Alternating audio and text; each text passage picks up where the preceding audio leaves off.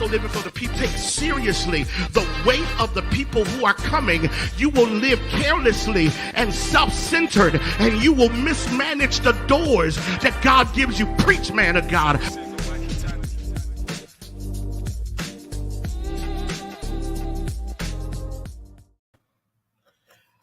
What's up? I gotta get my dance on. So what's going on? How you doing? I am actually in St. Louis, and I have to get ready to go to church to preach. So I don't have. I'm not going to be an hour tonight, 50 minutes. I'm going to be about 20, 25 minutes. So whoever doesn't get on will just miss some incredible stuff. So go ahead and invite people to join us tonight. And I'm going to go ahead and jump in. It's a couple of things I want to deal with tonight. So welcome to E3 with John Guns.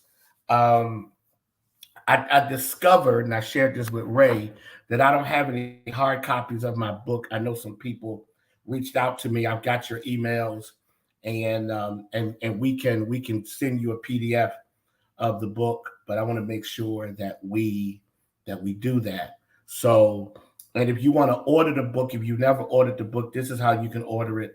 This is where I'm getting this information from, and I'm super excited about it because I really believe that the Lord is up to something amazing in this time. So I want to jump right in. Again, I don't have a lot of time tonight. So I want to, in fact, the next 2 Mondays, I'll be in other locations other than Richmond. So I've been doing this thing on the 10 Keys. And I really went back to my book. I started thinking about the content of it, and it really hit me like, wow, man, this stuff is still relevant. And so tonight, what I want to do is I want to talk about a couple of things, and then next week I will push forward with some other things with the final 3. I want to talk about 2 things tonight. It's 6:02. Like, give me about 6:15, 6:20, maybe 6:25. It depends on if it gets good to me. So here it is. I've been talking about these habits for how do you maximize life, how do you live your best life, and right? I've been talking about living your best life and walking in the things that God has created you to walk in and all that. Well, interestingly enough, tonight what I want to talk about is I want to talk about the importance of, watch this, committing to habits that creates the conditions of promotion. Committing to habits that create the conditions of promotion, right? Well, I want you to put that in the thread. Conditions for promotion. And it's crazy because when I was writing the book, this chapter really hit me. Because the one thing that I understand about promotion is that promotion is really God's will for us. Promotion is really God's will for us. And those of us who understand that promotion is really God's will for us, will always find ourselves in learning opportunities that is giving us the resources to manage promotion. So if God opens a door for you to walk in new opportunities or new space, or if God gives you and here's what's deep. You ready? New space will become old if you don't keep growing while sitting in it. Wow. What was a promotional moment will become old if you stay who you are when you were given the opportunity. So if someone gives you a chance to try a new thing, right? And you're all excited about it, right? New job, a new opportunity, new whatever, a new relationship. You're all excited about it. But then in a year, you start questioning whether this is God's will, and you start saying, "Oh, I'm bored," or you start looking for ways to work around the system and all that kind of stuff, and you're not motivated anymore. Here's the reason why: because the promotional opportunity is actually supposed to be a pathway to greater growth and development. Make sure you get this. So the only way for you to stay inspired with a new opportunity, so it doesn't become boring and old and mundane, is that you keep growing within the opportunity. Okay? Here's the powerful thing I want you to get about promotion. Promotion is actually the furtherance of a personal aim that now, I'll stop right there. It's the furtherance of a personal aim. What does that mean? It means that I personally desire to do something with my life, right? I want to do something with my life. I want to take advantage of an opportunity. I want to step into something new and different and fresh and exciting. And so I'm given this opportunity, right? This door opens, this new opportunity occurs. And what I now do is I now work at the very things that will keep me growing, so it never becomes mundane and boring. And I don't end up being unfulfilled and unproductive. This is probably one of the most important things that I can teach you out of tonight's lesson in E3. Is that ultimately promotion means nothing if you do not continue the work that's necessary to maximize the opportunity that's being extended to you. So the person who recognizes this opportunity will find themselves constantly in growth mode, right? Constantly in growth mode. And people will be amazed at how much you are working at being better. How much, you are working at growing in something that other people, oh my goodness, okay. Watch this. This is one of the most amazing things about promotion, is that promotion, which is about advancement, and promotion, which is about opportunity, only benefits you when you are constantly in the mindset of trying to be better within the opportunity that is extended to you.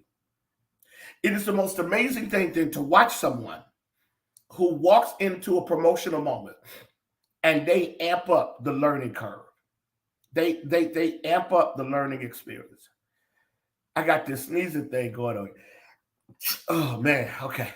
Here we go. Stay with me. I'm good. So watch this. So when I started at Virginia Union, it was a new door. What is it? About 13 months in now, right? Yeah, I'm 13 months in. No, I'm 15 months in. And it's easy for me to become bored with it. Now, don't miss this. The job isn't boring, but it's easy for me to lose my passion for it because I'm not growing in it. I'm not growing in it because I'm not producing opportunities to be better at what I'm now walking in. I'm not doing the work to be better. I'm not putting in the effort to be better. So the key to maximizing promotion, please don't miss this. The key to maximizing promotion is really tied to one thing. Well, a couple of things. The key to maximizing promotion is tied to a couple of things. Here's the first thing. It's tied to the consistency of your activity. The consistency of your activity. Now, Robert Collier once said, success is the sum of small efforts repeated day in and day out. Success is the sum of small efforts repeated day in and day out. It's getting up and working at the thing that will produce what you want. It's working at the thing that will cause you to be better at what you want to accomplish. I've got a couple of new people doing some things. One of the things I said to them that I've learned that we didn't do in previous seasons with people walking in these same spaces was that we didn't put them in environments where they had to get better, right? And so I understand the value of certification. I understand the value of putting people in spaces where they have to keep growing and keep getting better. Corporate America understands that. The church struggles with that, right? So that's why next Monday and the following Monday, it's going to be important that everybody joins me. So I'm not, I'm not going to do E3 the next 2 Mondays. Because I want to push everybody to 7:30. I'm going to push everybody to 7:30. Right? Well, yeah, I'm not going to do it. I'm push everybody to 7:30 because here's what I'm discovering is that if you're not putting yourself in learning environments, you are ultimately going to fail. You are going to fail because you're not putting yourself in learning environments. In fact, Pastor Ray, before the night is out, I want you to put up the flyer for next Monday and for the next 2 Mondays. I want you to understand something about consistency.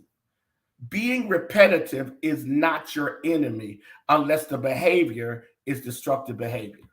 The way you get good at something is you keep working at it. You keep working at it. This is our football season. And one of the interesting dynamics about football season is that football is that they talk about the importance of reps. Well, last night, the Cowboys won. And I'm not saying that to be up and down, whatever. The Cowboys won last night. But here's what was deep. The starting star wide receiver, CeeDee Lamb, was not the one who was successful last night. It was a guy by the name of Noah Brown. Noah Brown actually goes to Dr. Jerry Carter's church, right? Noah Brown and Cooper and Cooper Rush, who's the backup quarterback because Dak is hurt, actually serve on the scout team together. He throws to Noah Brown all the time. So when they got into a big game, the one that he looked for most often was the one that he consistently threw to. He was comfortable with him because they've had reps on the scout team. Oh my God, you need to get this. What behavior are you doing consistently that will produce the promotion that you genuinely believe you deserve? You genuinely believe it's supposed to be yours. You may not know all of the details of how it's going to be manifested, but you know God is up to something in your life. Where is the behavior and what is the behavior? Is it reading every day? Is it walking every day? Is it writing every day?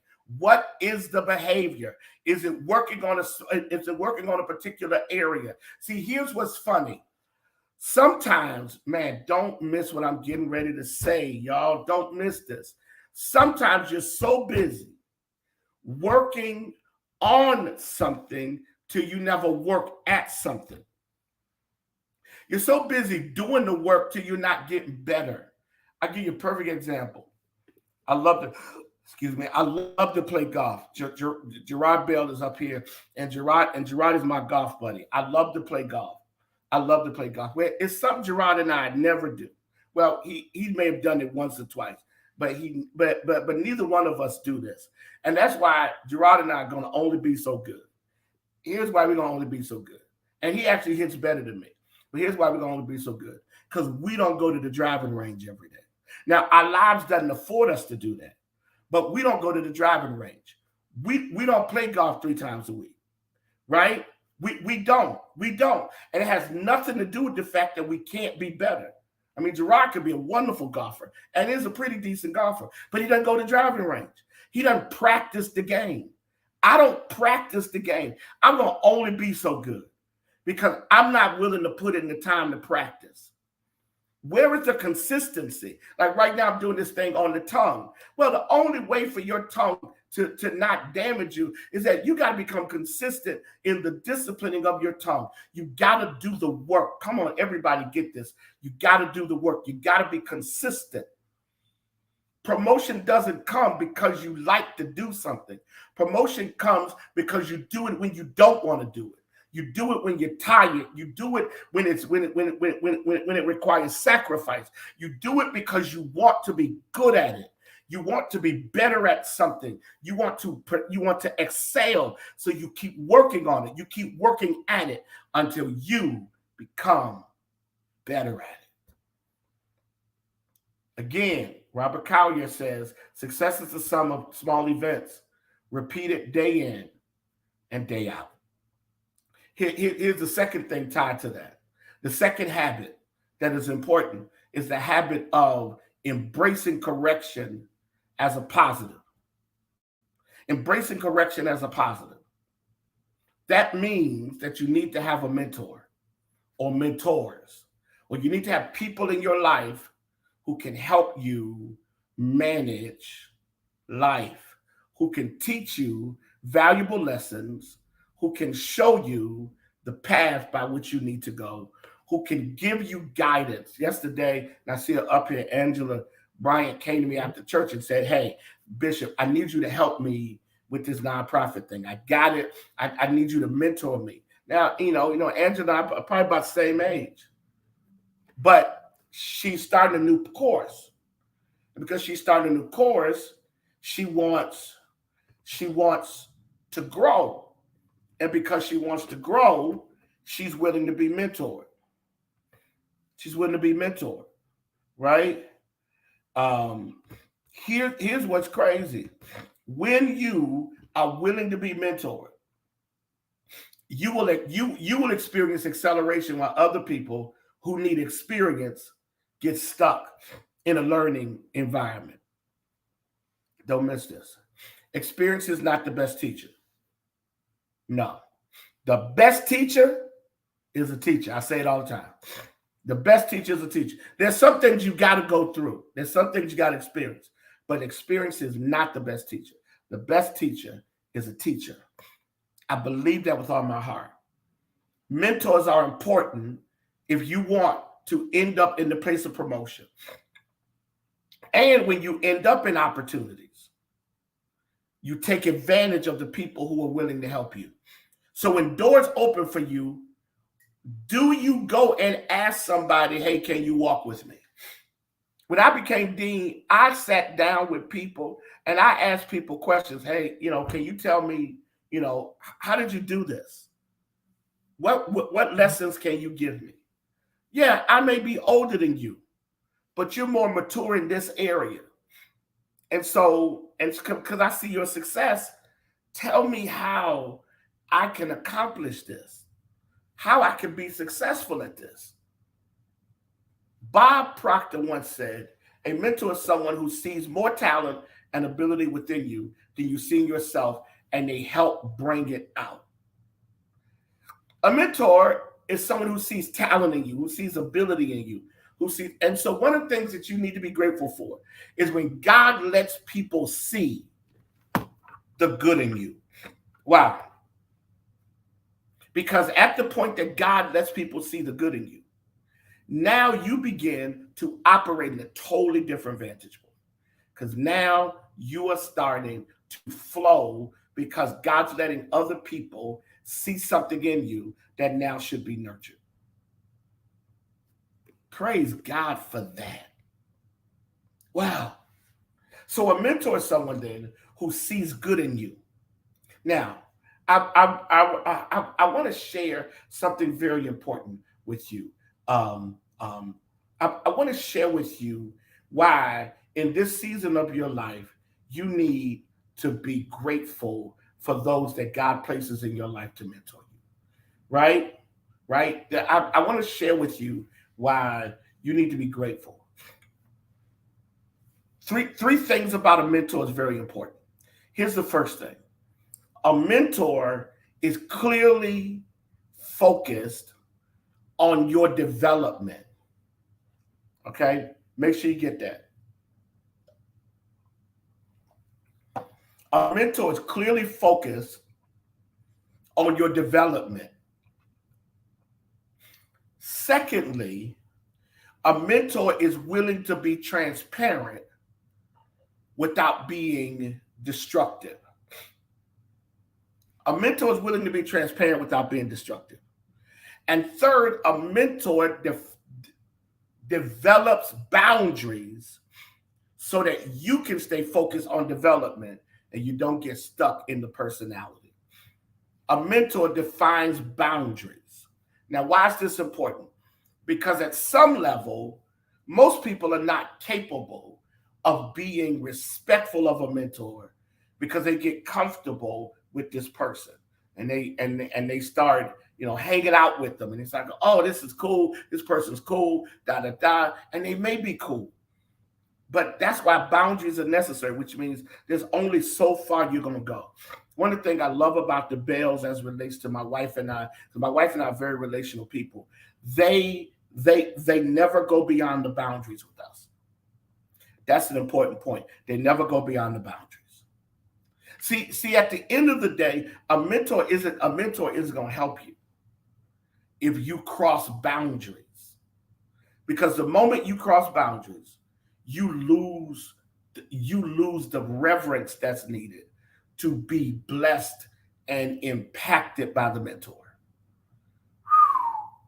Wow. So the purpose of a mentor is to develop you. That's what they're there to do. They're there to develop you. But they're also there, and this is what I love about a mentor. The mentor is also there to ensure that you take advantage of everything that God has for you. Because ultimately, at the end of the day, that mentor is going to feel the weight of giving you the material to build out the life that God wants you to have. So that mentor is going to build out the life. So you can't live your best life if you're not engaged in the kind of relationships that will actually benefit you and grow you and develop you. The importance then of being a person who can be mentored means that you can handle correction and you can manage challenges. The challenges may be when your ego is in the way because what was said to you made you angry or you're fighting offense. But when it's all said and done, the best thing that could happen to you is somebody fights for you because somebody wants to see you grow. Living your best life then is about learning to be consistent. Certain habits produces certain things, right? Last week I talked about sewing, becoming obsessed with sewing. And this is one of the things I've learned. Certain habits produce certain things. But the last piece to this is that when you're willing to be mentored, you'll be amazed at what God would do. Okay, I gotta get dressed to go to church. But I wanted to do this today. So next week, the next 2 weeks, we will not have E3. The next 2 weeks, I want everybody to meet us at 7:30. I want everybody to meet us at 7:30. There you go. For our master gathering, right? For our leadership master gathering. I want everybody to meet us. I want everybody to meet us next week at 7 o'clock Eastern Standard Time. 7 o'clock Eastern Standard Time. And we're just going to be incredibly encouraged and inspired. And so I want everybody to meet us. This is free, but at some point I want us to bless him. I want us to sow into his life and bless him. So again, I love you all. Thank you for jumping on tonight. This is abbreviated. I will be back like the 10th of October. Because next week I want everybody to join us. I want to encourage you, Ray. I don't know if we can put this up really quick. Thank you. I love you all so very much for being a part of the E3 community and for inviting new people. Thank you for working at helping me try to grow this. If you do not get my daily text, well, Monday through Friday, you can join the E3 community. You can join it. There you go. You can join the E3 community. Text E3 to 84576. Okay? Text E3 to 84576. And you'll get my inspirational texts every Monday through Friday. I know it's going to bless you. I know it's going to encourage you. I love you guys so very much. Thank you for joining me. I'll see you next Monday at 7 o'clock as we gather together. Take care. I'll see you soon.